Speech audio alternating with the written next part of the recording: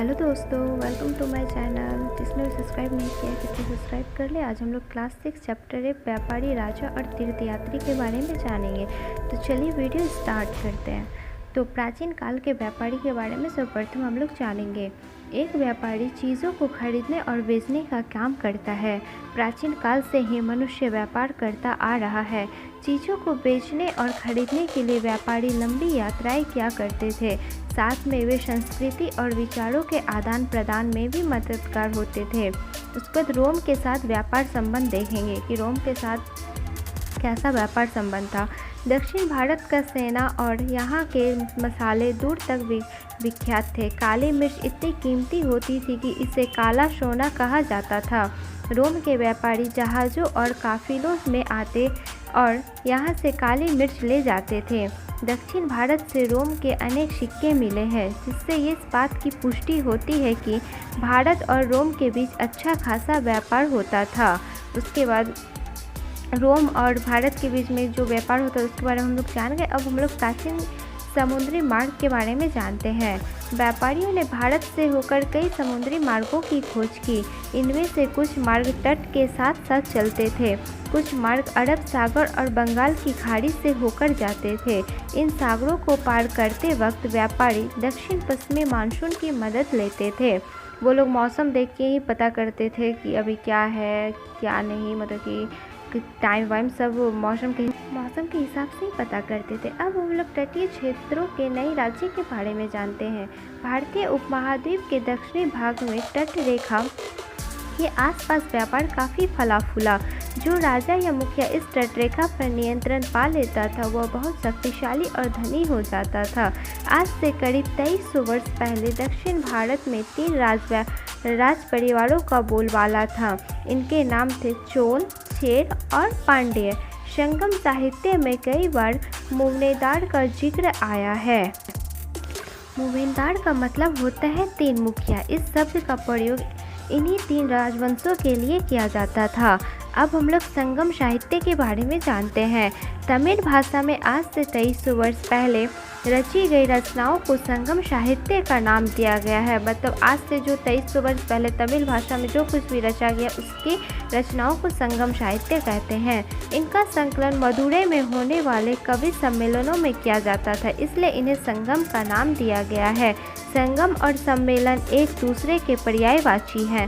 संगम साहित्य से उस जमाने के दक्षिण भारतीय गांवों की सामाजिक रचना का पता चलता है।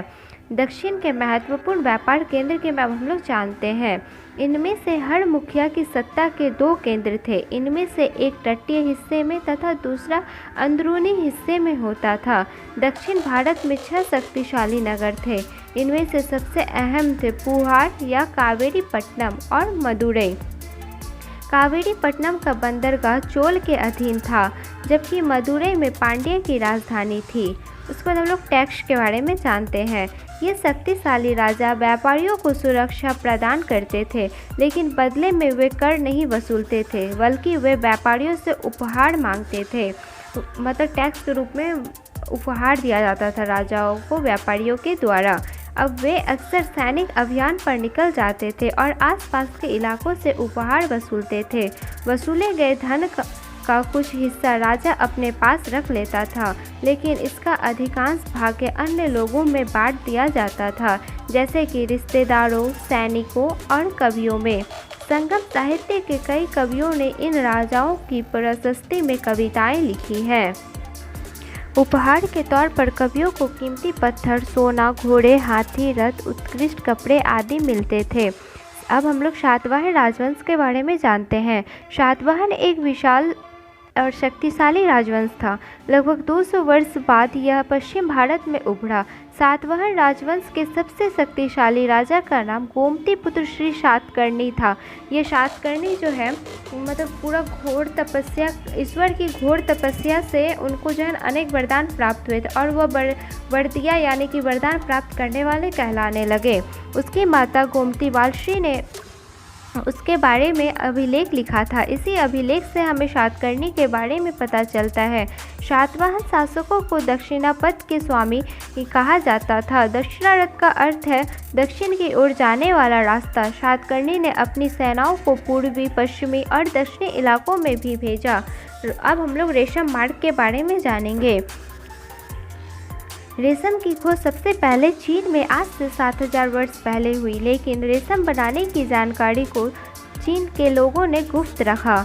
लेकिन रेशम के कपड़ों को अमीर व्यापारियों और राजाओं के लिए उपहार के रूप में दूर दूर भेजा जाता था। व्यापारी भी दूर देशों में रेशम बेचने जाया करते थे, क्योंकि रेशम की ऊंची कीमत मिल जाती थी। रेशम के व्यापारियों को पहाड़ों और दर्रों के से होकर बहुत ही दुर्गम मार्ग से पार करना होता था। इसमें हमेशा लुटेरों द्वारा लूट जाने का खतरा रहता था। रेशम के व्यापार के प्राचीन मार्ग को रेशम मार्ग या सिल्क रूट कहते हैं। जमीन से जाने वाले मार्ग हिमालय और हिंदुकुश पर्वतमालाओं से होकर गुजरता था। समुद्री मार्ग अरब सागर और बंगाल की खाड़ी से होकर गुजरता था। कुछ राजा रेशम मार्ग पर नियंत्रण करने की कोशिश करते थे ताकि व्यापारियों की सुरक्षा हो सके। उससे व्यापार के फलने फूलने में मदद मिलती थी। अच्छे व्यापार से राजा को व्यापारियों से बेहतर कर और उपहार मिलने की उम्मीद बढ़ जाती थी। अब हम लोग कुषाण के बारे में जानते हैं। केंद्रीय एशिया और उत्तर पश्चिमी भारत पर कुषाण राजवंश का शासन 2000 वर्ष पहले था। अन्य राजाओं की तुलना में कुषाण राजाओं का रेशम मार्ग पर सबसे अच्छा नियंत्रण था। पेशावर और मथुरा उनकी सत्ता के 2 केंद्र थे। तक्षशिला भी इन्हीं के अधीन था। कुषाण शासन काल में रेशम मार्ग की एक शाखा केंद्रीय एशिया से लेकर सिंधु नदी के मुहाने तक जाता था। इन बंदरगाहों से रेशम को पश्चिम में रोम तक ले जाया जाता था। सोने के सिक्के जारी करने वालों में कुषाणों का नाम अग्रणी राजाओं में आता है। रेशम मार्ग के व्यापारी इन्हीं सोने के सिक्कों को ले जाते थे। अब हम लोग बौद्ध धर्म का प्रसार के बारे में जानेंगे। इस काल में व्यापार के साथ साथ बौद्ध धर्म का प्रसार हुआ। कुषाण राजाओं में सबसे प्रसिद्ध कनिष्क था। उसने दुनिया के विभिन्न भागों में बौद्ध धर्म के प्रसार में काफ़ी योगदान दिया। कनिष्क के दरबार में एक विख्यात कवि था जिसका नाम था अश्वघोष था। अश्वघोष ने बुद्ध चरित्र की रचना की है जो बुद्ध की जीवनी है। उस जमाने में अश्वघोष के साथ साथ कई लेखकों ने संस्कृत में लिखना शुरू किया। अब हम लोग महायान के बारे में जानते हैं। पहले बुद्ध को कुछ चिन्हों या प्रतीकों द्वारा दिखाया जाता था, लेकिन महायान में बुद्ध की मूर्तियां भी बनने लगी थी। इनमें से अधिकांश मूर्तियां मथुरा में बनी हैं और कुछ तक्षशिला में। जो व्यक्ति ज्ञान प्राप्त कर लेता था उसे बोधिसत्व कहा जाता था। पहले एक बोधिसत्व को संसार से अलग रहकर अपना पूरा समय ध्यान में बिताना होता था। अब बोधिसत्व लोगों के बीच रहकर उपदेश दे सकता था। बोधिसत्व की पूजा लोकप्रिय हो गई थी। यह परिपाटी केंद्रीय एशिया, चीन और बाद में कोरिया और जापान में भी फैल गई। अब तीर्थयात्री के बारे में जानते हैं। जो व्यक्ति धार्मिक प्रयोजन से यात्रा करता है उसे तीर्थयात्री कहते हैं। व्यापारियों के साथ कई तीर्थयात्रियों ने भी दूर दूर की यात्रा की थी। सबसे पहले हम लोग अब चीनी यात्री के बारे में जानते हैं। इस समय के चीनी तीर्थयात्रियों में 3 काफ़ी मशहूर हुए जिसके नाम है फाशियन, स्वान-त्सांग और इत्सिंग। ये सभी बौद्ध तीर्थयात्री थे। फाशियन करीब 1600 वर्ष पहले भारत आया था। स्वान-त्सांग 1400 वर्ष पहले और इत्सिंग इसके 50 वर्ष बाद आया था। वे बुद्ध और उनसे जुड़े स्थानों को देखने और समझने के मकसद से आए थे। अब भक्ति परंपरा के बारे में जानते हैं।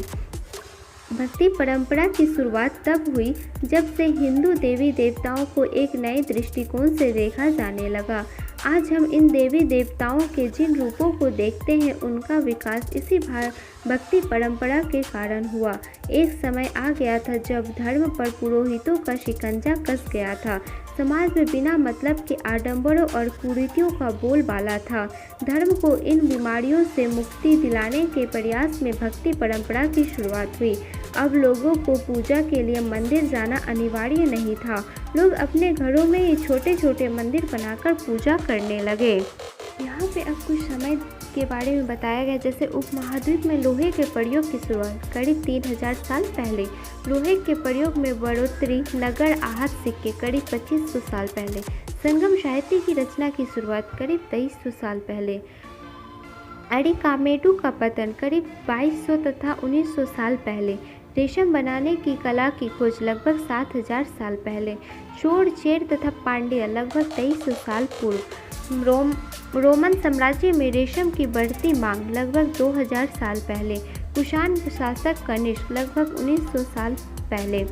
फासियन का भारत आगमन लगभग 1600 साल पहले। स्वयं त्सांग की भारत यात्रा, अवपार की शिव स्तुति की रचना लगभग 1400 साल पहले। ये सब यहाँ टाइम दिया हुआ है। अगर आप सबों को मेरा नोट्स अच्छा लगे तो लाइक, शेयर, कमेंट्स करें और सब्सक्राइब करना बिल्कुल ना भूलें और बेल आइकन को भी प्रेस कर दें।